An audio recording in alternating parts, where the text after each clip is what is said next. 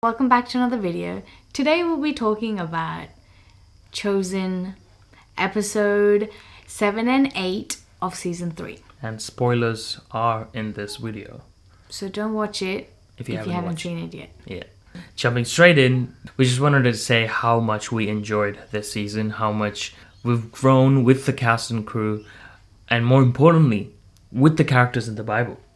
Wow, who knew that having a TV show on these characters would help us to kind of understand the context of where these characters were and what kind of a time period did Jesus come into to Save the world. to save the world.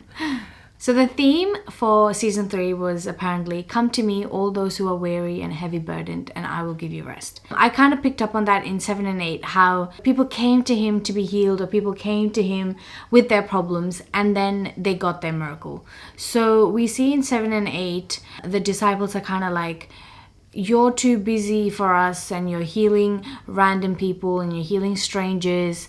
Peter, actually, he's kind of not accepting the fact that Jesus isn't healing his life or present in his life, even though Jesus was present in his life. But what I noticed was Peter didn't go to Jesus. Peter didn't go and say, look, this happened. I know you know that this happened. Or, my wife miscarried the baby. Is there something you can do about it? Can you bring my baby back? Anything.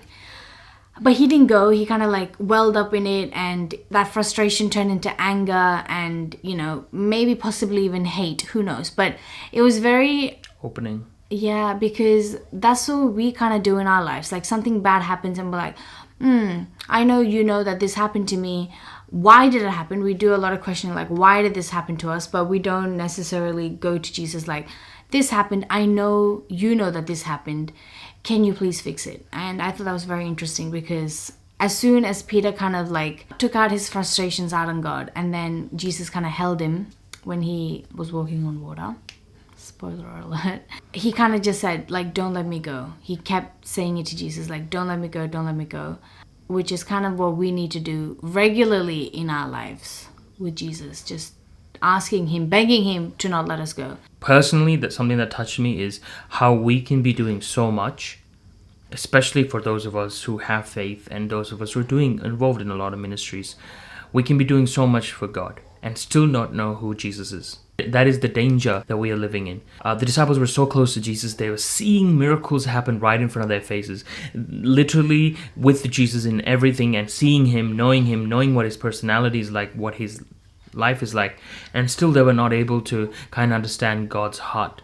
So even when they come to the last, I think this episode 7, when they come to Decapolis, there's this political unrest going on with all of these tribes, should we say? Sure. Groups, Hellenists and Greeks and Jews and all of Romans, and all of these people having a difference of opinion after two of the disciples went and preached there. So we see that Jesus is invited there, and once he reached the place, a child brings his mute father and deaf father, actually, and there's a bit of a healing taking place. But the disciples were like, there's more important things. There's something bigger that he has to deal with. Yeah. And Jesus stops and says, there's no better way to start but right here. And then he heals that person. So it almost communicates to us how personal Jesus is and how personal he wants. We have a very personal God. He is not interested in crowds or multitudes of people. He's interested in you. He's interested in us. As an individual, he has created us with so much love and with so much joy, that he finds joy in caring about us, in looking into our lives and helping us even with the smallest thing. The key message is to always go to Jesus, right? Yeah. With everything, regardless of how small it is. And then not to forget what he has done. And not when difficulties happen. Exactly. Kind of like the Israelites in the 40 years. 40 years in the wilderness, where they kept on forgetting what God was doing.